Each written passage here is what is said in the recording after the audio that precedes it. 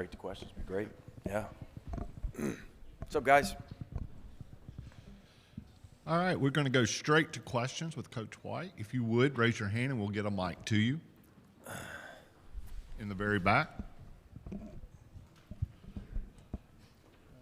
Hey, Mike. Bob Holt, Arkansas Democrat. I was going to ask you to introduce yourself, Bob. The eighth, Greg says we're supposed to identify ourselves. I don't want to act like a big shot or something. Great to see you, man. It's good seeing you too.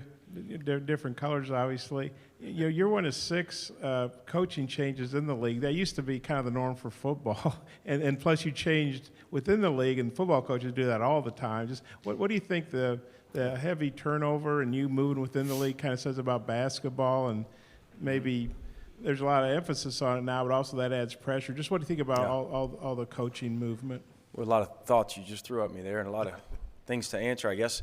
We're all chasing football to a certain extent, right? Just like we are at Georgia. We're trying to replicate what Kirby and those guys are doing, having an amazing run, of course.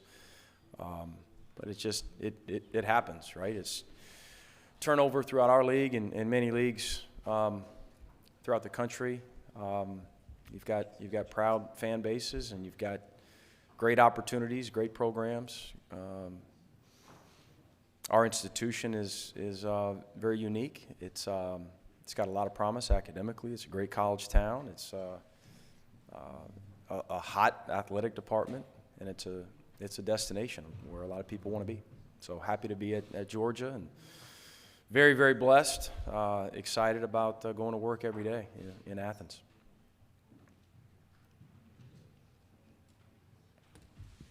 Right Thought that was it. Third row. Hey, Mike, Anthony Dasher, UJ Sports. Poll came out today. You guys were picked 13th. I'm not sure if that was maybe a huge surprise right now or not, but how are you guys going to maybe use that as motivation, and just what do you think about that? Yeah, I'm not into that. I'm into the opposite of it. For us to preach as a staff every day about negating external noise, and the poison and so on and so forth, running our own race, not worrying about what other people think, that goes both positively and negatively. Whether we're picked in the top 2 or 3, whether we're picked in the bottom 2 or 3, it really doesn't matter. For us every day, it's about growth. It's about getting better. It's about becoming our best version as a team, individually, as well, and let the chips fall where they may. Who knows where this team will be competitively in a few months, but I know if we're focused on preseason rankings, we're wasting our time. Right here in the middle. Hey, Mike, Jordan Hill, Dogs 247. You talked a few weeks ago about how there's so many different institutions now represented at Georgia, all the transfers, and obviously yourself and the assistant coaches. How have you seen this team come together, and have there been efforts outside of basketball of getting these guys together, kind of building a bond with these guys? Yeah, we've done some team building stuff through physical activity at times, and Colin Crane, our strength coach, does a tremendous job, and he's put our guys in a couple of those situations. We've watched a couple movies together. We've had some meals. We've had the guys out to the house. Typical stuff. Nothing out of the ordinary, but we've got a ways to go to find out exactly who we are, just like every other team in this league. I mean, we're coming off an inter-squad Saturday where we weren't particularly good. I'll tell you, I thought we were pretty good yesterday, though, and Friday I thought we were pretty good. But through some trial and error, through some video, through some adversities, we'll find out where this team needs to grow and how much we can grow. Consistently, though, I've liked our work ethic, our competitive spirit in practice. I think we're a team that's got pretty good depth. I think we're a team that has a pretty high level of athleticism and, again, competitiveness. That said, we've got a ways to go to figure out how to win at this level, and that is that's a learned skill. How do you win at this level? We don't have many guys on our roster that have consistently won in a big role at high major basketball. Right here, second row.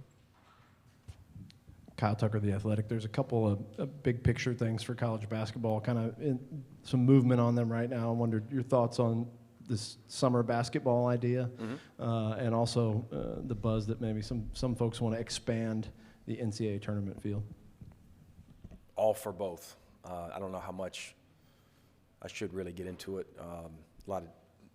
Probably a lot of details I'm not overly familiar with, but as much basketball as our student athletes can be playing, as much exposure that our league can be getting, I think it only helps.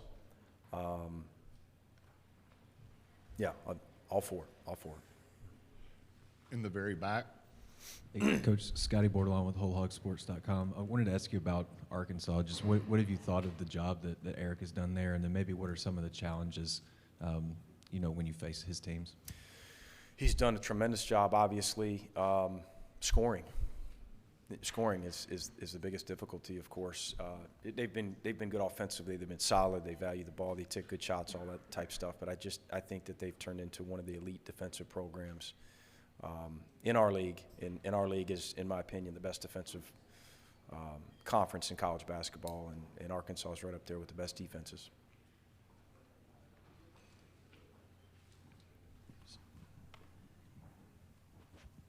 Hey, Coach, Drew King with Power Mizzou. Wanted to ask you about Dennis Gates. Obviously, Sure. You went up against Florida State a couple times while he was on staff there. What do you think he's going to be able to bring to Missouri this season? Well, he was a tremendous assistant for a long time, of course, and had a great run at Cleveland State. And he's a great addition, like a few others, to this league. I anticipate Missouri being a very good program. It's a proud history and tradition, like so many others in this league. Right here. If you would just pass the mic over when you're done. Mike, when you were hired, there was a lot of talk about recruiting in the state of Georgia, high Yep. schools, AAU. Just what have you thought about the progress you guys have been able to make as a staff just in these first few months?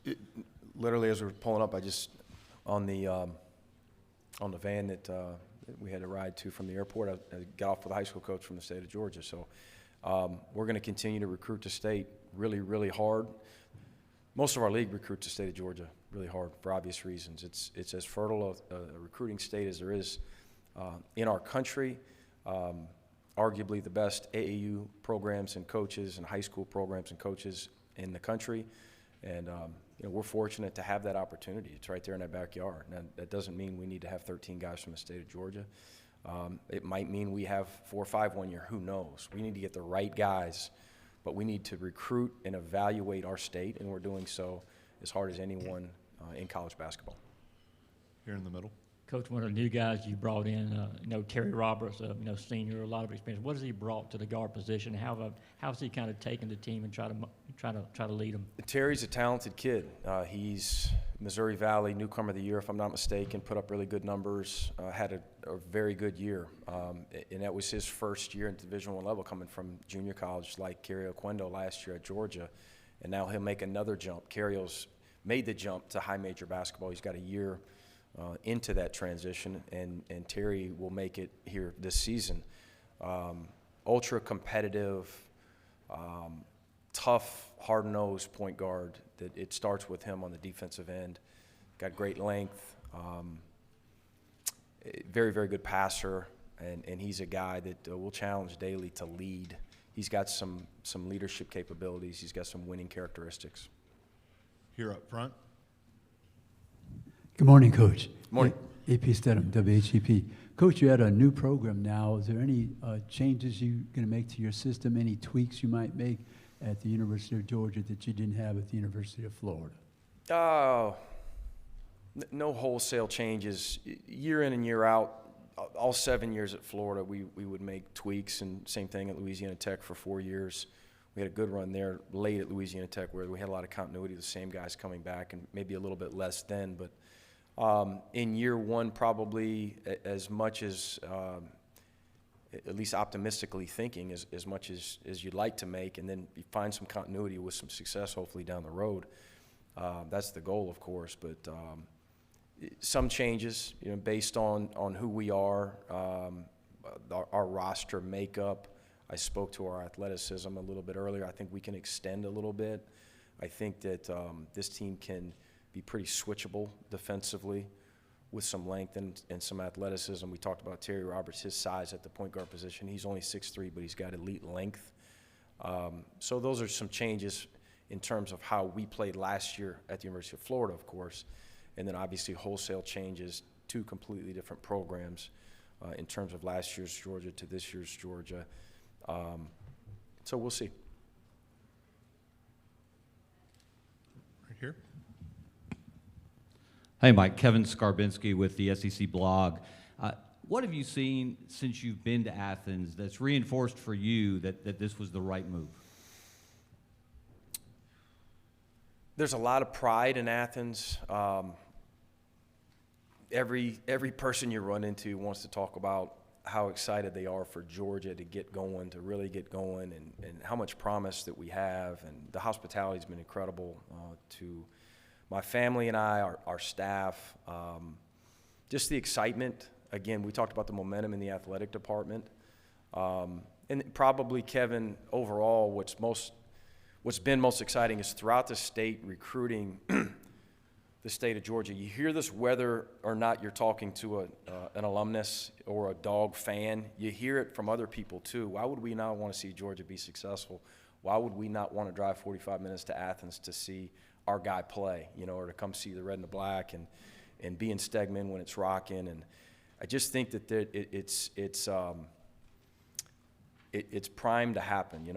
I just think that there's a lot of excitement throughout the state, again, whether you're talking about Bulldogs or you're talking about just your average basketball fan, for Georgia to get going, for Stegman to get rocking, as it was a few times here this past season. And Georgia had a tough year, of course, but the one game that sticks out in my mind is Auburn at home, when it was absolutely electric. Which showed the promise of a place that really wants to see it happen. And we expect Stegman to be a great environment and a home court advantage for us. Very back. Hey, Mike, I wanted to circle back to the high coaching turnover. What was it like in the spring meetings? I guess you guys met together, seeing all those new faces, and did you ever think you're obviously been in the SEC forever, going back to your playing days. Did you ever think you'd see a day where there was 6 new coaches? And I guess what do you think that says about what's going on right now? I'm not sure, Bob. I would have anticipated that much turnover. What does it say? I really didn't. We've got our hands so full with how we're going to defend and how we're going to score and the rebuilding of a program. I guess you kind of put me on the spot here because I hadn't put any thought to it. I guess it says that you've got some great opportunities in this league, right? And you've got guys that are dying to jump toward this league in terms of why certain coaches left certain programs. You'd have to take them one at a time. I can't, off the top of my head, I can't even tell you which guys right now left our league last year. I would say it's probably pretty prevalent throughout high major basketball, Bob.